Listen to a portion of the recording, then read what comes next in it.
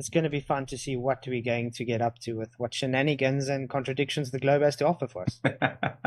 The fact that planes work and show they fly a level flight and have their gyro set on the runway in a rigid frame reference of horizontal, and when they land, they still have that same horizontal no matter where they go.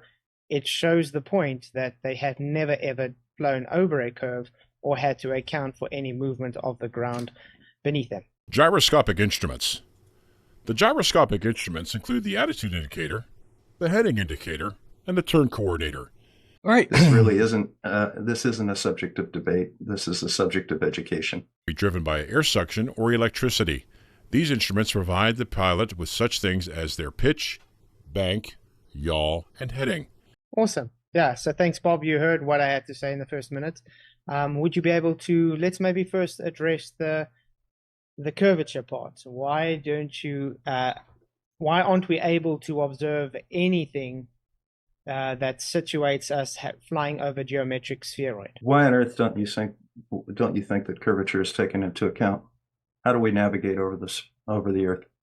In its simplest form, a gyro is a heavily weighted spinning disc that is able to maintain its position and orientation. Gyros operate based on two principles: rigidity in space and precession. With a plane, you Yep. navigate over a stationary, rigid plane. Well, that's your claim. However, we actually fly over great circle distances and via great circle courses. Rigidity in space refers to a gyro's ability to remain in a fixed position in the plane in which it is spinning. By mounting the gyroscope on a set of gimbal rings, the gyro is able to rotate freely in any direction. Thus, if the gimbal ring rotates, the spinning gyro will remain in the same plane in which it was originally spinning. You need to fly over a sphere, you're flying over a vertical. Your altitude, keeping the same altitude, means that you're going to have to either drop your nose to keep up with that rigid horizontal of the gyro, or it's just magic and it's not curving. Nah. Precession. Precession is the tilting or turning of a gyro in response to a force. For instance, a small force is applied to the gyro whenever the airplane changes direction. However, instead of the gyro responding at the source of the force as expected, the result will instead occur 90 degrees ahead of that point in the direction of rotation. No, that's basically 2015 thinking. So, if you look at this globe right here and I put this pen on top of it, do you agree that the pen is a certain distance above the surface of the globe right here where it touches? Okay. Does it change? Has it changed anywhere? Still the same distance above the surface. Your altitude doesn't care what the shape of the Earth is. You're a certain distance above. We'll use mean sea level as the datum. So level flight means that you're just maintaining the same altitude above the ground, and it simply doesn't matter what the surface is. Attitude indicator. An attitude indicator is an instrument used to inform the pilot of the orientation or attitude of the aircraft relative to Earth. It indicates pitch, which is the fore and aft tilt, and bank or roll, which is the side-to-side tilt.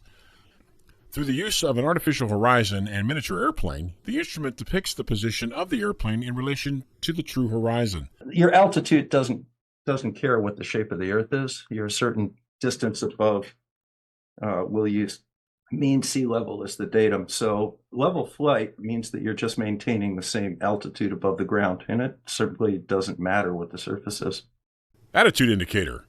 An attitude indicator is an instrument used to inform the pilot of the orientation or attitude of the aircraft relative to Earth. It indicates pitch, which is the fore and aft tilt, and bank or roll, which is the side-to-side tilt. Through the use of an artificial horizon and miniature airplane, the instrument depicts the position of the airplane in relation to the true horizon. Your altitude doesn't care what the shape of the Earth is. You're a certain distance above. We'll use mean sea level as the datum. So level flight means that you're just maintaining the same altitude above the ground, and it simply doesn't matter what the surface is. Through the use of an artificial horizon and miniature airplane, the instrument depicts the position of the airplane in relation to the true horizon. The instrument depicts the position of the airplane in relation to the true horizon. Great. So you do know we fly relative to the ground Yep. with planes. Okay. Absolutely. So if we have mean sea level, can you bring the definition up for mean sea level, please? No, Why not? you should come prepared. If you don't know the definition of sea level, I'll give you a moment to Google it. I can tell you. Well, then go right ahead and do it. No part higher or other. It is the mean sea level as in 0 horizontal, No. based from one side or the other, based on the topography. Yeah. Nobody says anything about horizontal. It's the mean level of the That's surface. literally- It's the datum of the surface. So, for example, if you have a sphere like this, the surface is all sea level, and the distance above sea level doesn't change no matter where you are, as long as it's the same distance above sea level. So, you can try and claim that that's horizontal to go along with your belief system. However, that's just simply not the case. 5 feet above the ground, all over the curved surface of the earth is all level. Okay, great. So when the plane is on a runway and Mhm. we get to the plane moving and we're spinning the gyro up, it sets a horizontal reference datum, correct? Yeah, there's your altitude indicator is run off of a gyro. Yes, So when you're on the runway, it's sitting still. not we've altitude, attitude indicator. I'm sorry, I think I misspoke. Yeah, the attitude. And we've set the horizontal datum so we know always where the horizon is in our flight. Attitude indicator. An attitude indicator is an instrument used to inform the pilot of the orientation or attitude of the aircraft relative to Earth. It indicates pitch, which is the fore and aft tilt, and bank or roll, which is the side-to-side tilt. Through the use of an artificial horizon and miniature airplane, the instrument depicts the position of the airplane in relation to the true horizon. Great. Well, we know So- what horizontal is in our flight. Yes. So do you have the same horizontal on every latitude on a globe? Yep. How is that possible? If I'm taking off, let's say, in the North Pole and I fly to the equator, it's not the same horizontal, is it? The horizontal from your point on the pole versus the horizontal on the point on the equator, they're level. They're not on the same plane. They're 90 degrees to each other. So not the same horizontal then. No. Okay, I'll go with that. Great. So when we have a rigid space datum when we take off, why don't we account for dropping when we're flying over your ball? Where are we dropping? We supposed to be deviating from that horizontal that we set. It's a rigid plane. No, we're maintaining a certain level above the ground. Now, there are devices on the attitude indicator called pendulous vanes. And using the pendulous vanes and the vector of gravity, it does keep that so that it's horizontal to the ground. The gyro in this instrument spins around the vertical axis, meaning that the gyro rotates level with the horizon. The two gimbals holding the gyro allow the gyro to move freely and maintain its level orientation as the airplane maneuvers. Connections to the instrument face will then show the aircraft's attitude to the pilot. Actually, it uses INS, which is That's using... an INS. That's not an attitude indicator. That's INS. INS uses for the correction of magnetic. No, why- that's not what an INS does. An INS Exactly. consists of 3 sets of gyroscopes set at 90 degrees to each other that look at a coordinate system on the Earth. So one way that you can easily look at that is if you take a box. I don't think I have a box handy real quick. Double check. No, I don't see one. Well, here, we'll use this. So here's a box. Now this box has got a coordinate system in it. It's got a height, it's got a width, and it's got a length. So you can set up XYZ coordinates on this box. Take that, put it in the box. You can describe every point on the surface of this in those XYZ coordinate system. And what an INS does is it takes 3 sets of gyros and it spins up on the ground, and then it keeps track of your position in that 3-dimensional space. And then it coordinates that with the surface geode of the Earth, the WSG 84. So that No, will it tell uses you where you magnetic. are at all times. It uses magnetic. It doesn't use WGS. It uses magnetic north. No. But anyway, This system has one very important goal, and that is to figure out the position of the vehicle that it's attached to.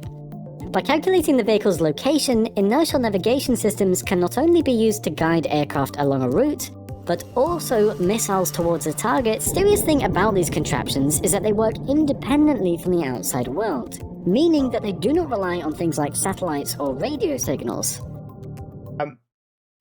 You just literally making my point now that it's using the 90 degrees in 3 different axes. Okay, so it's using rigid Just space. like your does. You know your vertical, you know your horizontal, you know your plane. You're flying over a plane. Why is You know it your position in that- three-dimensional space. It doesn't have Why- anything to do with the orientation of the Earth.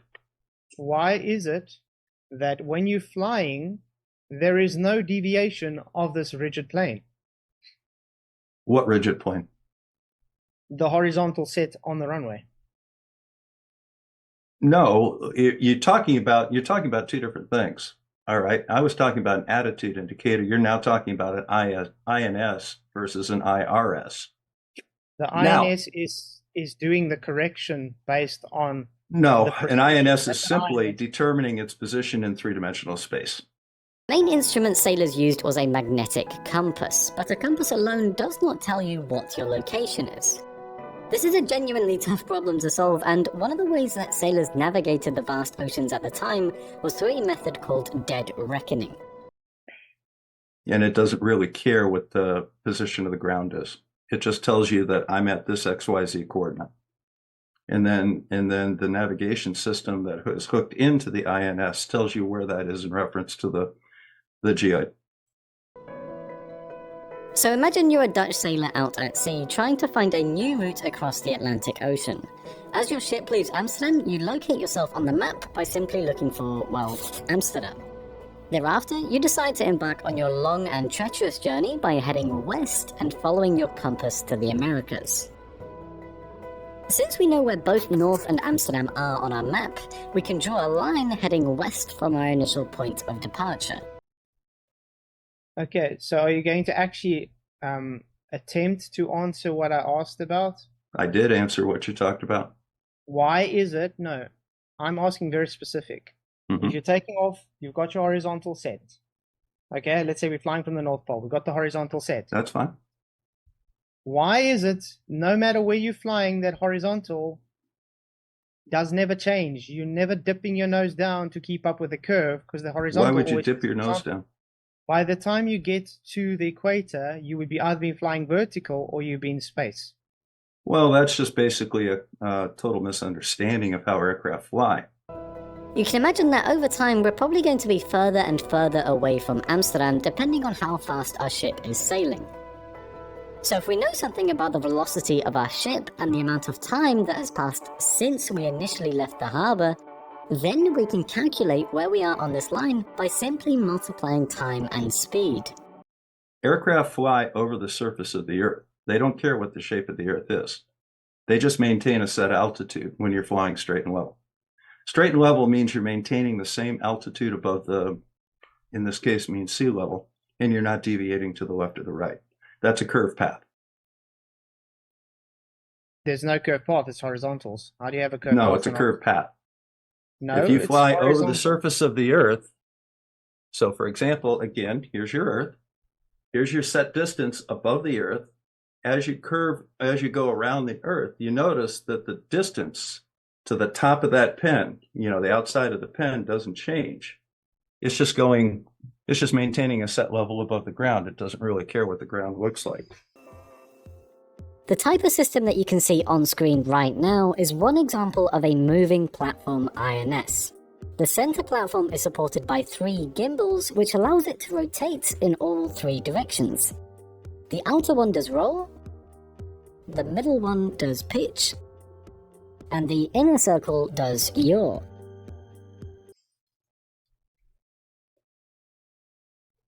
Okay, I'm going to. Doesn't care if there's mountains or canyons or seas or whatever. It just flies at the same altitude relative to mean sea level. Yeah, you're still not actually answering. Well, that's the what I- answer you're getting. So Okay. if you want to try and INS. move on to something else or want to put up something to support your position, I'm happy to look at it. INS refers to the latitude and longitude, and altitude being fed from the IRU other systems reference, or selected display pilot of the Electronic Flight Instrument System, EFIS. So it's making the corrections based on already set measurements. Correct? Sorry, Bob, go ahead. All right, so go ahead and tell me exactly what that's talking about. What is the It's talking electronic about the- flight system? It's talking about the correction based on the precession that the gyros give. All right, what is the electronic flight system that you highlighted? Notice that even though the outer gimbal is attached to the frame of the aircraft, the inner platform always maintains a constant orientation relative to the horizon. The inner platform always maintains a constant orientation relative to the horizon. The inner platform always maintains a constant orientation relative to the horizon. IRS.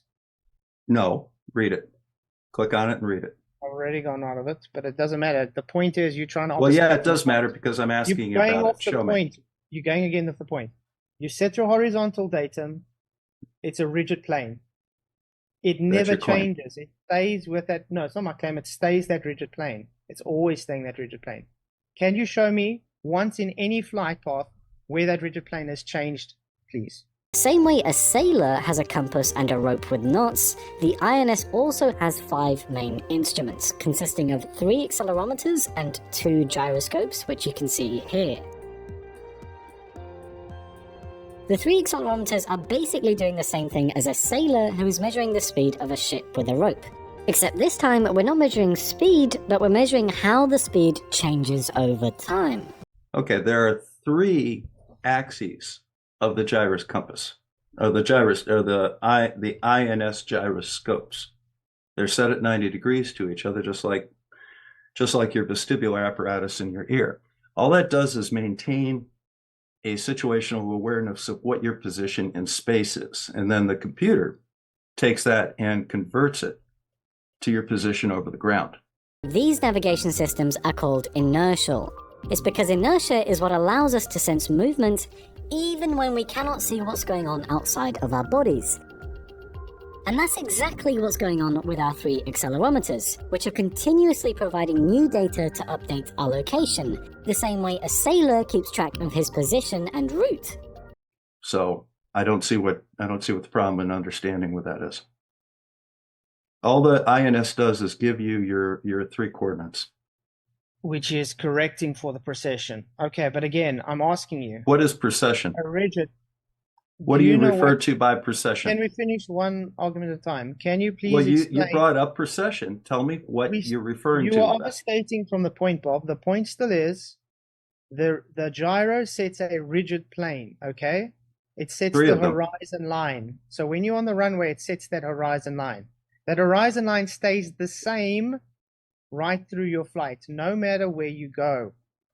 So coming back to our pitching aircraft, we now have to face a similar problem. If we attach our accelerometers to the frame of the aircraft, as soon as we start pitching upwards, the accelerometer will feel as if it is being pulled backwards. This is because a portion of gravity is now pulling in the backwards direction. And this is a big problem, because if we take a look at what the accelerometer is telling us, there is no way to know if it can be trusted or not, since gravity is now also playing a role in our measurement. So one of the solutions to this tilting problem is to always align the accelerometers with the horizon. Align the accelerometers with the horizon. Align the accelerometers with the horizon. So, can you tell me where it has ever shown to show it has deviated to a new horizon line, please? Okay, I'm happy to. Now, I've already discussed the attitude indicator, but you blew right past that because it involved gravity and pendulous vanes, and you understand that that kills your argument. So now you switched over to the INS. The INS, again, please pay attention, has 3 gyroscopes in it. They are all set at 90-degree angles to each other. Because that way gravity will never interfere with our measurements. We do this by placing all our instruments on a moving platform, which is the reason we need all these gimbals. We can then use gyroscopes to tilt the platform such that it always stays level, regardless of how the aircraft is moving around it. Gyroscopes are essentially spinning wheels which always want to keep their orientation fixed, no matter what is happening outside of them. This makes them the perfect instrument for our platform, given that we want to keep it fixed relative to the horizon inside a rotating aircraft. The So the Earth horizon- curves away from you at a rate of 8 inches per mile squared So from any horizontal location curves on Earth. now. Horizontal curves now. Excuse me?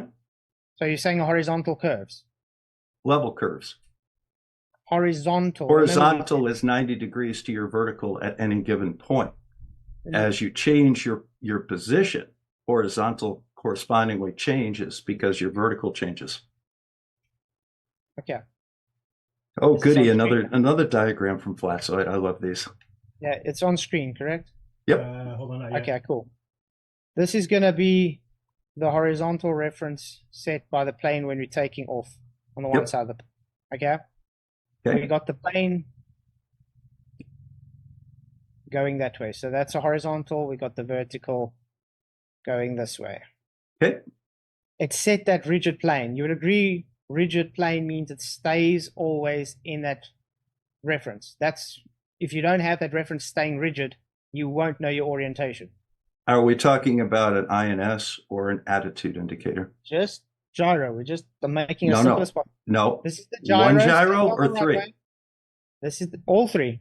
They set on the run. All You got three, your vertical, gotcha. you got your horizontal. Notice Mhm. even that is based on the 3 dimensions in a box, as you said. So to be a Okay. horizontal, okay? Yep. Now, when I fly the plane, and let's say I've gone now to the equator now, it's going to be facing this way, correct? Okay. Where's your horizontal at the equator? According to a rigid plane, it should now be there, which would show your vertical now. That's Yeah, your horizontal keeping at the it- equator. That's why I asked you. Do you know what a rigid plane means? Is that your horizontal at the equator? Well, it's supposed to be a horizontal set from point A to point B, the same horizontal, no deviation. What do we shown. call that line that you just drew down there by the equator? What's that called?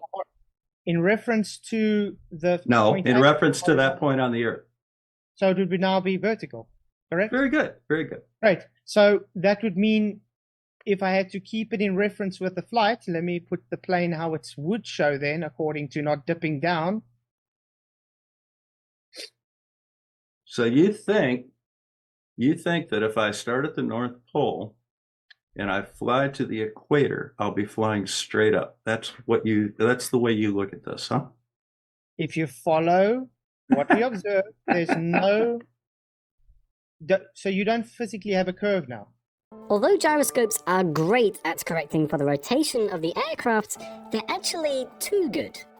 If you were to fly from the equator to the North Pole holding a gyroscope, from your perspective, it would seem as if the gyro was drifting or wandering. This is due to 2 reasons. Firstly, due to the rotation of the Earth, the gyro will seem as if it is building up an error. Whereas actually, it's doing exactly what it was supposed to by keeping itself at a constant orientation relative to where it started off from. You think if you think a plane,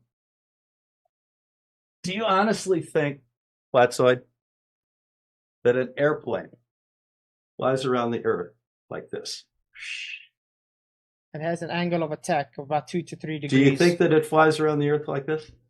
Come on, Flatsoid. He doesn't think, real quick, he doesn't think it's a ball. So what you're saying is kind of non sequitur. All right. Well, Thank you. that's his problem. No, you literally just ignoring my argument. You agree with Yeah, me, a I rigid am. plane. You agree I am with because me, your argument is silly. you So agree with I'm me? not giving it any attention because you have a blatant Okay. misunderstanding of how an INS works or how navigation works or how flight instruments work. I've I'm tried gonna to be- explain it to you, but you're too obtuse to hear what Triggered. I'm saying. Are It's you just as triggered now? simple as that. You're insulting me because you don't want to just concede a horizontal reference. No, Rigid space stays that way because you can't show me it deviating through flight. Can you show me it deviating? Then you can make the claim. Does it deviate? yes. Show me it deviating, please. Okay. Well, when you fly, okay, you start off at the North Pole like this. Okay. See, here's the North Pole. Here's my airplane. It's a set height above the ground. When I come over here, that is still level. Dip the nose. No, the nose isn't dipping. It doesn't have anything with where anything to do with where the nose is. It simply follows the curve around because this direction is down no matter where you are on the globe. Yeah. And And as when a you're result of flying- that, two things happen. One, this aircraft does not have an INS. This aircraft has an attitude indicator. And the attitude indicator takes the vector of gravity in pendulous vanes and corrects for that. And INS just knows that it's at this point in space, and now it's at that point in space. That's all the INS knows. And secondly, due to the curvature of the Earth, if we fly from A to B, the gyro will again keep itself aligned with whatever its original orientation was. Okay, do planes have flight logs? Yes. Are they able to tell you what altitude you flew, for how long, what angle of attack you flew? We don't, that's not what's in a flight log. What's in a flight No, I'm log just saying, is do you have logs on, do you just have logs, information, data on a black box? What we log is our origin and destination airports, the type of aircraft, and our flight hours, and the conditions of the flight, whether it's instrument or non-instrument. Great. And if they have a black box, are they able to know if something goes wrong with the plane? Yes. Okay, so would it be able to pick up a change off of that horizontal that was set on the runway? It'll know exactly where it is in three-dimensional space, yes. And because it was set as a rigid horizontal, You seem to not grasp the idea. I'm still talking, and it never changes. Why would you claim then it does change if you literally just said it doesn't change? All right. So once again, and this is the last time that I'm going to try and explain this to you because I'm not going to address it again. The INS has a series of 3 planes of reference with 3 gyroscopes. Actually, I think there's 6. But what they do is they tell you the XYZ coordinate of the aircraft, and they compare that to the WSG-84 geoid of the spherical Earth, and it will tell you where you are in reference to the surface of that geoid. And that's that. Simple as that. It doesn't care. It doesn't care where the horizon is. It doesn't care where it started versus where it ended up, where the horizon is. It just gives you the 3-dimensional space. But in both cases, this means that the platform will no longer be aligned with the horizon, which unfortunately for us is exactly the issue we've been trying to solve the entire time. And in our frustration, this is where the magic happens. So to compensate for these rotations, we use the accelerometers to give us our position and velocity in real time. This then allows us to continuously correct the gyroscopes, literally on the fly, to make sure that they're following the rotation of the Earth and keeping the platform aligned with the horizon at all times. So Do you know what that's rigid? that. Do you know what rigid means? Yes, do you? Yes, that's what I'm asking you because you seem to not understand what rigid means. So No, can I you understand that explain the to 3 everybody, gyro compasses change. I understand that the 3 gyro compasses measure the XYZ axis. That doesn't change. That does not So change it doesn't throughout change the then. surface of the spherical Earth. So it doesn't change then. It keeps that same rigid plane right through from when and you it take just off to takes land. it just takes into account where it is over the surface of the spherical Earth. Now, So I've had what enough of happens when this. I've so had what enough happens of when I this, and I'm fly- not going to address any further questions on gyro compasses or the INS system.